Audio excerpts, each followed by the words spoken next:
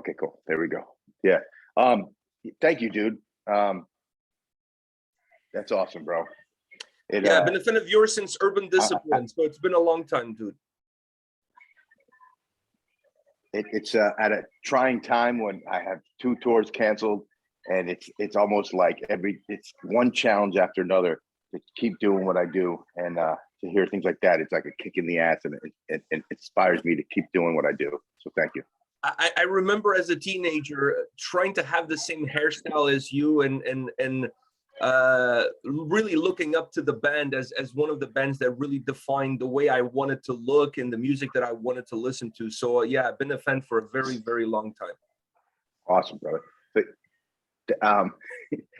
did you ever accomplish my hair look? No. I'm still holding on to it, bro. Unfortunately, no. You know, my genes are probably not as good as yours, so I started to lose my hair at a very young age, and I had to kind of like just live with the fact that I would never look as cool and just move on. I think the key to life, even though I because it's still there, it still hasn't fallen out yet, even after all the stress of life and the music industry. I still, happy to have it, but I've learned that it's more about what's on the inside, and what's on the outside is completely irrelevant to what really matters. I agree 100% with you. I agree 100%. Coming up from a guy who dyes his hair every 2 weeks, but it sounds a little shallow, but you know what I'm saying. Yeah, I totally get it. I totally get it. So let's talk about Leaders and Liars, the new record from BillyBio. What do you feel was the biggest step that you took from the debut record now onto this album? The biggest step? That's a great question, bro. I don't look at it as taking a big step. I just think that I continue, like always, just moving forward. I don't look back. No apologies, no regrets. Everything's a learning experience. Everything is something that I compiled and bring with me. So Leaders and Liars is for sure a progression and another chapter from Feed the Fire. I look at it though, and this is funny because the best and most famous, not necessarily the most famous, but my most favorite record of most of the bands that I fall in love with, and I think it's common among most people, is the second record, because you have your whole life to make the first record, but the second record you make relatively quick after the first one, and you make it after you form these strong bonds and relationships with not just within the band, but with your fans and people that follow you and support you, and you play the songs from the first record every night. So you're coming off of this awesome rocket ride, and that's turbulent up and down. But the second record for Biohazard was Urban Discipline. So from Metallica to Megadeth to Slayer, there's so many second records that really cut. It's kind of like it shows the meat and potatoes. You cut your teeth on your first record, and you really show you're made up for the second record. So for me, Leaders and Liars is basically that. It's my second record. I'm super fucking proud of it and happy. And I think that it's everything that I love about Feed the Fire, just a little bit more pure and intense, and just more of it on steroids, I guess. Is working on a BillyBio record a little bit more liberating for you, considering it's your own baby? You know, when you're with Biohazard or Power Flow, there's other guys in the band that obviously have a creative input in what comes in. Here, it's kind of everything on your shoulders. Does that give you a little bit more liberty to be who you are? Of course. That's no one's ever asked me that. They asked me that. They touch on that subject, but they hit it in a different way. That's cool, bro. I think you basically hit it on the head. It's liberating in a sense. Not like I'm like, wow, I'm free, because I never felt constrained. I've always felt like I was a kind of a solo artist anyways. You know, I have versions, some of them we released, but versions of songs that I wrote entirety on demo, you know, whether it was cassette or CDs or even MP3s later on in my career. So with Biohazard, that were completely finished songs. But the difference is, it's kind of like you paint this picture. You're an artist and you have this picture in your head and you paint it on canvas. Then you hang it on the wall, inviting your friends over, giving them a bunch of beer, paintbrushes, and paint, and telling them to change your painting is kind of what it's like playing in another band. That is based around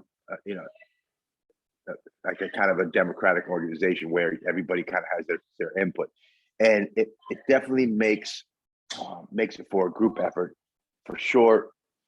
With Biohazard, we call it the meat grinder, but I prefer and definitely enjoy more keeping that initial idea, the initial energy, the vibe that I have intact and pure. So doing something solo BillyBio gives me that, I wouldn't say freedom, it just keeps that initial idea untainted. You know what I mean? Do you work with the full record in mind, or do you work on the individual songs and then down the road you try to find the red line that connects them? I actually the latter. I never worry about a direction. I never worry about fitting us into a certain mold. I just write. I make music. I create something out of nothing, and just out of a pure emotion and a little seed inside that inspires me, wherever that comes from. There comes a point, though, I don't try to find songs that fit together. There comes a point where suddenly the songs just magnetize together, and it forms this picture. And I love that moment. It's fucking awesome. It's inspiring, and it kind of juices the process more. And it's that point where I see, oh, this is forming, a record. It's a group of songs that paint a picture. And at one point, there was a time when all these songs jumped off the paper and they were like, we're leaders and liars. This is the fucking record, and fucking like it or not, this is what's going to be, With the experience that you have and the years under your belt, does the creative process for you have changed over time, or you're pretty much married to the way that you feel comfortable with in the past and now in the present? Well, I did a really cool thing on my Patreon where I documented the making of a couple songs. One of the songs ended up being on the record and being the first single. It's a song called "One Life to Live," and it shows pretty much a bird's eye view of how I work. And even though it's changed over the years because technology changes, I'm always open to new ideas. I don't close myself off to anything.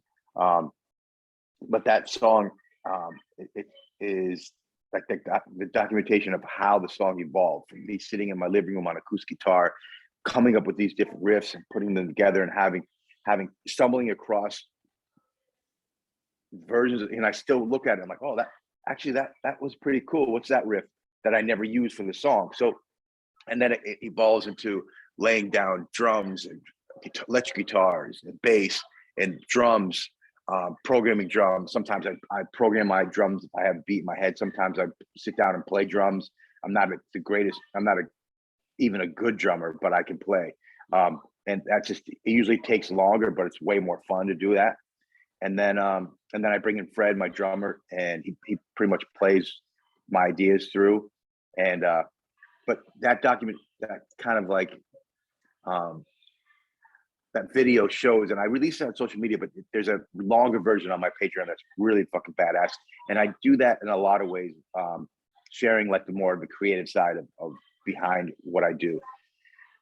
So the process, I think, has evolved over the years, and it probably will continue to. The biggest change was having the ability to really put the rhythms, because the rhythms of my music are as important as the lyrics and the riffs, and it changes everything. The groove is everything for me, and I think having the ability to play, program, and then have that picture end up on the wall exactly how I felt and envisioned it in the first place. You know what I'm saying? When I started listening to the album, and I noticed the guitar sound, I was like, wow, this is a guitar sound that for your fans of Biohazard, sounded familiar to me. And that got me thinking, Was that guitar sound something that we attributed to a band, but should have been also perhaps attributed to you? Because it seems to be that the guitar sound that you've had is yours, and you just happen to be in those bands, and therefore you're bringing it with you. Do you see it that way as well? Yeah, I mean, I write and produce everything, so it's me. You know, I like certain things. I'm not married to anything, first of all. So I'm always open up to different thing, and every record I want my music to emulate what reality is. And reality is it's not always just miserable and dark. It's not always nice and pretty. Life is filled with ups and downs, and I like my music to represent life, especially in that way. So there's a lot of twists and turns of my music in my records, even from early Biohazard days when I would play piano and we do these musical interludes. I still love taking the listener on a journey and helping them. You can't have contrast, without having white and black. You have black all the time, or there's nothing to compare it to. If you have white all the time, same thing. So the mixture of everything shows contrast, and all the shades of gray in between. But the guitar sounds, yeah, everything. It's me. It goes back to that other question you said, bro, about do I feel liberated? I think that it's look at it like I take a cable and plug it into my fucking heart, and the other end of the cable goes into your ears. And the idea is, because visually, if I was performing, you get my emotion, you see all that energy. But when you listen to the music, you can't see. You only have one sensory that's bombarded with sound and your ears. That's it. So you have to try to translate all that energy just through your voice, through your guitars, through the music, the drum beats, the bass lines. All these things have to convey that energy up, down, all around. And Leaders and Liars, I hit it. And another person, a key element, I work with Tui Matson, and he mixes all my music. I like to, even though I do all the mixing and with bands I produce, I like separating myself from that. I like removing myself and letting someone else put a different twist. And Tui, for the first time in my career on both records, hit the mark. I've worked with a lot of great guys in the past, no regrets, but I always had this vision of what I wanted my music to sound like. Then there's an actual record that I make, and in the end, I look back and say, oh, I wish you would have done this. I wish I would have made it. I wish it would have sounded like that. Or maybe we could have worked with that dude to make it sound closer to what we wanted at the beginning, whether it was Biohazard, Power Flow, or BillyBio. And with BillyBio, I made the conscious choice to say, you know what? Even though I produce it all and it's all done in my studio, Firewater Studios, I need to step back and see, give and kind of release control a little bit. And I worked with Tui. Tui's done a lot of great stuff with Sugar, Sick of It All, so many bands, and he nailed it. He captured the sound that I envisioned in my head for all my records, for both Feed the Fire and Leaders and Liars, and that it was tough to let go, I think, but it was definitely a big payoff. When we look at this record, which avenue gives us the best way to your heart? Is it the riffs, the sound, the melodies, or the lyrics and the vocals? I think it's all one same, bro. I've realized in my time on Earth and creating so much that it's all one thing for me. It's not just the lyrics, it's not just the music, it's not just the drum beats or the sound. It's the artwork behind it, in addition to everything else. It's the, my boy LaCrew Eyebrows helped me out with the artwork. It's a buddy from New York. That's as important as every single word, because it paints a picture for the record. Like I said, that when that time comes that the songs magnetize each other and form this album called Leaders and Liars, that artwork that comes from that inspiration is as important as the videos and the imagery behind each video. Because once it starts with a focus of one song, and keeping that focus keeps that energy pure and defined. And then suddenly it's almost like a pizza. You have a whole thing that's Leaders and Liars. And then when I go back to the videos and working on the visuals for each song, then I go back into focusing on there. And then that's a great cycle that I really enjoy. I love directing it coming up with the ideas. And on this record, I edit my own videos. With COVID and all these guys getting sick, I had to learn a new trade, and I'm pretty proud of that. But it keeps everything as a cohesive expression, and it's me. It's BillyBio. It's what you get all in, you know, balls and all. Sorry, but that's what it is. I have to ask you about the lyrics, because I remember seeing an interview with you back in the early 90s on Headbangers Ball. You were talking about the lyrics for Urban Discipline and the process and the inspiration behind it, and really touched me at that time. And I've always been a fan of lyrical content, because I feel like it opens a window into the soul of the artist. Has that lyrical content, or the way you write those lyrics, changed over time since then to now? No, I don't think at all. I think that I never really sat, and again, that documentary for One Life to Live kind of shows, I captured it, and it was weird because you never know when you're working on music, you don't know if a song's going to be ready. It's like a soup sitting on the stove. Sometimes, when it's ready, it's ready. Sometimes it needs to simmer more. Sometimes it needs a little bit more salt, pepper. Sometimes it just needs time. So when I was working on that song, I captured a moment where I had, I was writing, and I just had these ideas. There's moments where I was playing acoustic guitar where I'm singing my ideas in my head. You can't really tell what I was singing, but I was singing something. I had some melodies, I had some words, and then I scratched some things down on my phone, like different ideas.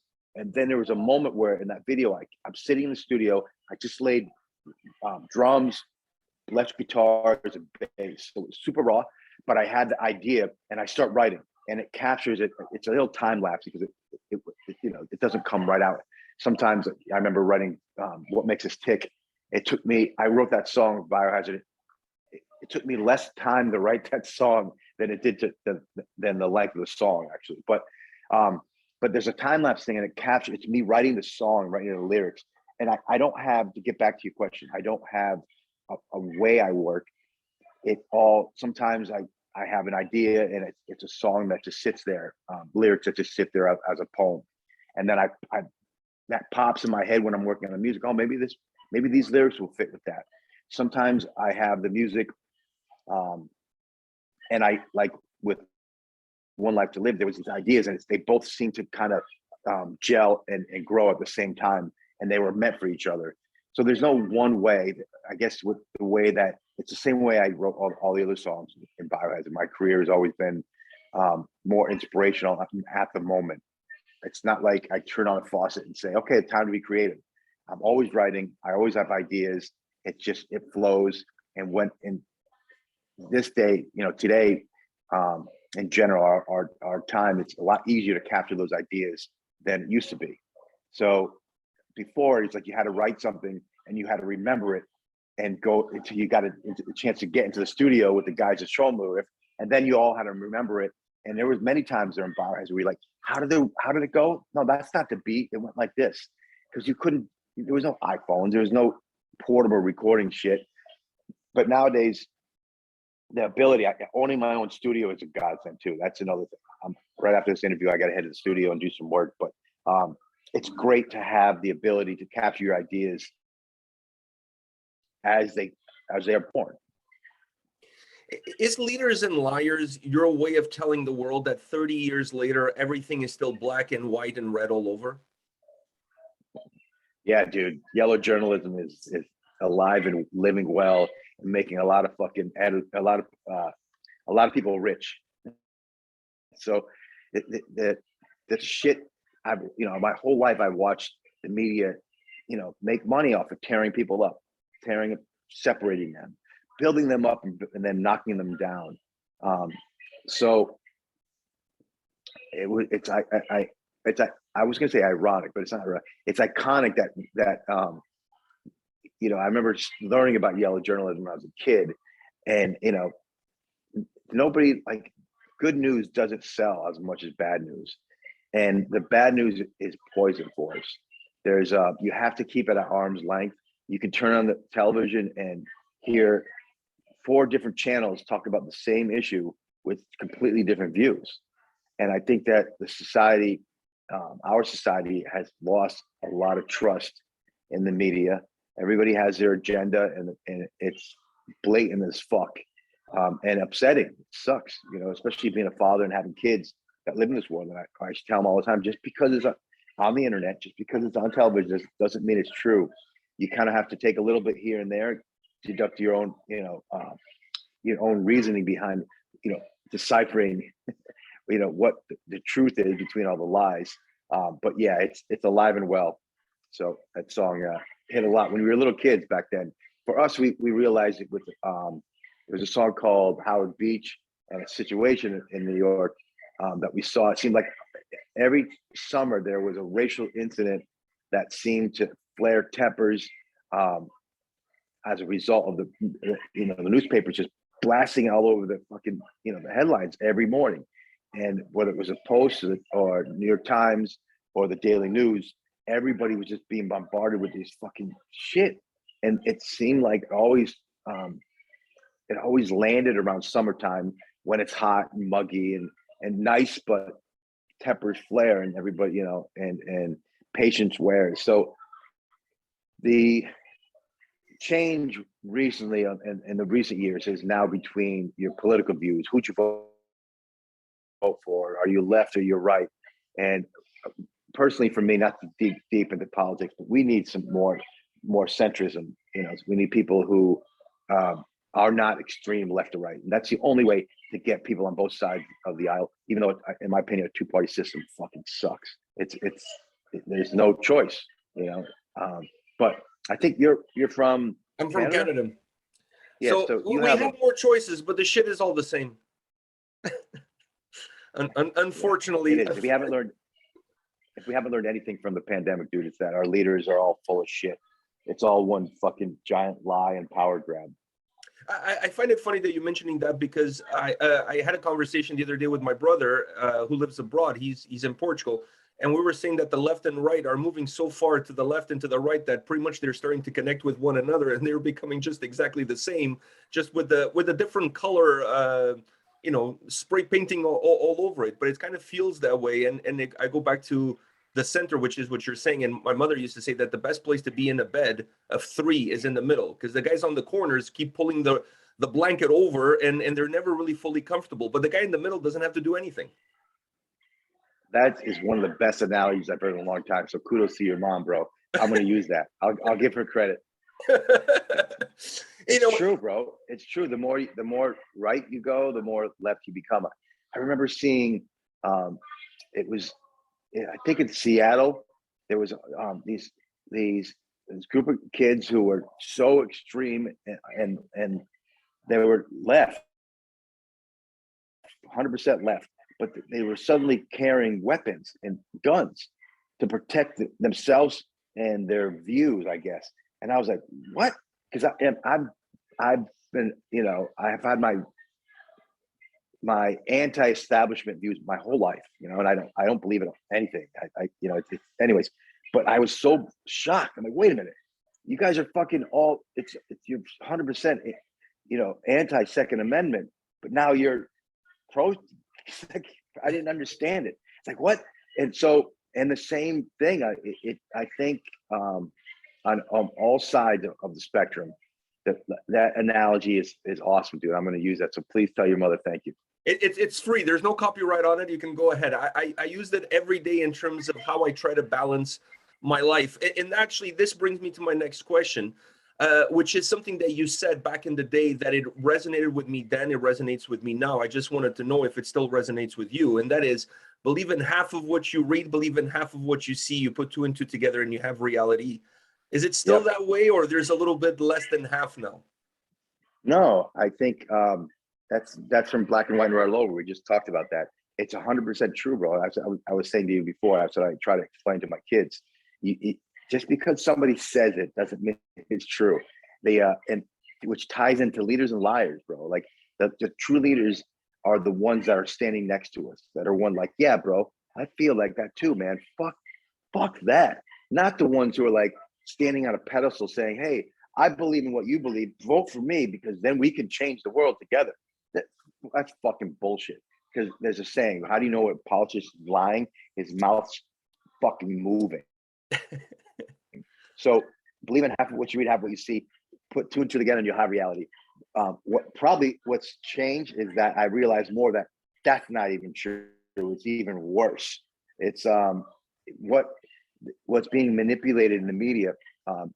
It's you can't just find something in the middle. It's somewhere different. And the mere fact that people are able to manipulate the media, the masses, to the point where you can't even sit down at a dinner table with your friends. And I don't know how it is in Canada, but here you can't sit down at a different table and discuss who you voted for or what your political views are, because people are so upset and it's so polarized that we're divided so far that people just can't have an intelligent conversation without having someone getting upset at the table. And anyway, so is it still true? I think it more so than ever, and probably much worse. And you mentioned earlier when we started our conversation about some tours getting canceled. When are we going to see this album on the road? When are we going to see Leaders and Liars being played live? You know, with it was discerning and upsetting to have 2 tours canceled, and that really fucking took a lot of wind out of my sails. But my life has been faced with all of ours has. So I'll never complain. I'm blessed. I have a great family. You know, we all survived COVID. COVID has taught me that many things and given me a lot of opportunities. But the biggest takeaway for me is patience. Now, you know, as soon as the mask mandate was obliterated, I was all excited about the record coming out. I said, cool, now we can plan a tour. And then suddenly now we have a war in Europe, and I don't know where things are going. The economy's going to fucking shit. Gas prices are astronomical. And for a band, it's even harder for a band to play. So we'll see. I know I can't wait to play these songs live. Right now, you know, I have something I'm working on for July and August, and hopefully that'll stay and kick off a momentum to keep touring. But I'm always a believer when I see it kind of guy. I have one more question for you. I know I've taken too much of your time already, but no, ask away, bro. My time is yours. I appreciate you.